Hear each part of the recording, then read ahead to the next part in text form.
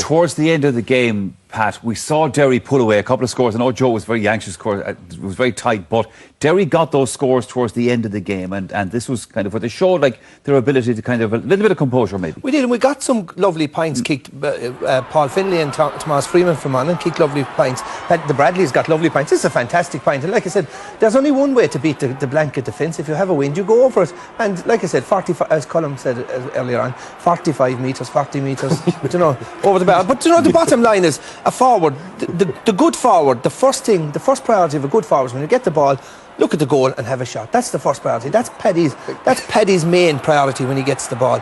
He's looking for the goal. He's looking to score, not looking to lay off, not looking to delegate responsibility. So we had some very, very good scores. And at the end of the day, the team who were more positive and the team who had better forwards won the game. But we have to, and unfortunately we can't ignore some of the incidents that happened in that game, and generally I suppose it was a kind of a rough and tumble game, but there was a few really unsavoury things, gentlemen. I'd like you to talk through one or two of these, because these shouldn't be in football. No, they were unacceptable and bad. Now, look, you've got to accept that. This is Brian Mullen and Kieran McManus, where Kieran McManus pushed Mullen to the ground, and now that should have been a free for Monaghan, but what happened for Derry, but what happened here was absolutely scandalous from Brian Mullen. You'll see in a minute. I mean, he puts the knee into McManus on the ground. That is scandalous. That is a bad advertisement for football. And I mean, he deserves to get a serious suspension. And this is not about trial by media or trial by television. We're calling something exactly as we see it, and we shouldn't see those incidents. We had Dick Clerkin and Fergal Doherty at each other all day, but the worst incident of all was Fergal Doherty kicked Clerkin in the back of the leg, and that was before he got his second yellow. He deserved to get a second yellow there, but he actually kicked the player in the leg before that. Unacceptable behaviour all round. And Fergal Doherty, on our Sunday game live last year, also got himself in a bit of bother as well. Joe? Look, it was very disappointing. I mean, Fergal is a great fella. He's a great Gael, great community man, all of those things. But what he did today was not forgivable. I mean, look, Dick Clerkin, we know what Dick's like. He's a messer, he gets in your ear, he hits and he thumps and he's nasty and all of those things. Fergal Doherty's the captain of the Derry team. He has a big responsibility as the captain of the Derry team. It's not like being the captain of a soccer team or something. This is the Derry Gaelic football team. And from his point of view, I mean, it's very disappointing, and I know that Fergal will be very disappointed as the Derry captain. The Brian Mullen incident is far more serious. A guy on the ground being kneed. I don't think did he even get a yellow card or a sanction against him. That is wrong. That is scandalous. And what I can't understand, you had 2 linesmen, 4 umpires and a referee. There's 7 guys. They should be able to spot these things. This is ridiculous. See, one of the problems is now during the week, Colm, we'll be accused of pointing out the Derry sub that came on who was involved in that incident and saying we're trying these fellas and so forth.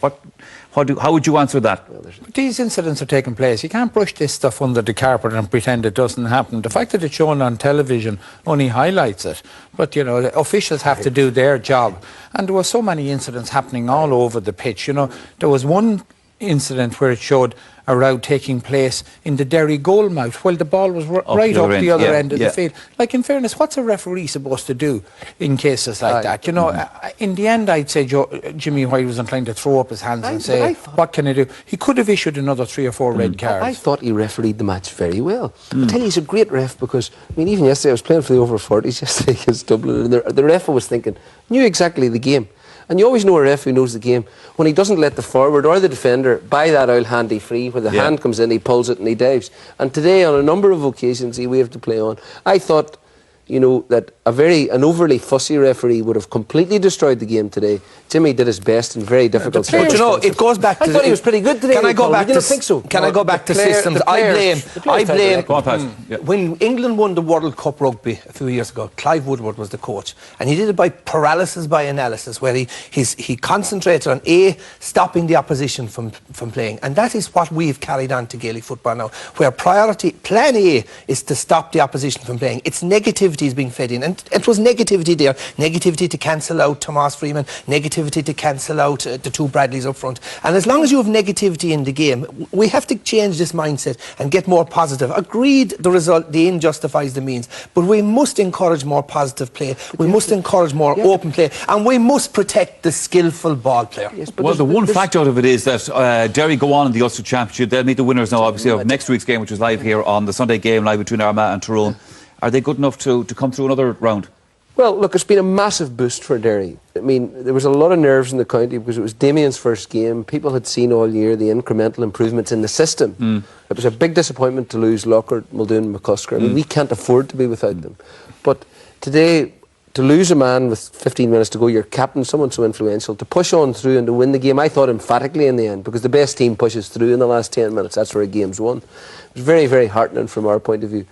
The Derry-Tyrone match in the league emphasised the gulf that still exists between Tyrone and the other teams in Ulster. But I think it could be, it has the potential to be an excellent game of football. Colin? Well, I think Derry are, on that evidence, are a bit short of, say, the top 4 or 5 teams. But I've no doubt that there's a bit of improvement in them. But you still can't get away from the fact that if you take the 10 best players that will be in action the next day, Derry might have 2 or 3 of them. They still haven't a hard core of really top-class players, apart, say, from the Bradleys up front and scoring. They just don't have the quality of player that most other counties at the top enjoy at the moment. Yeah, Pat?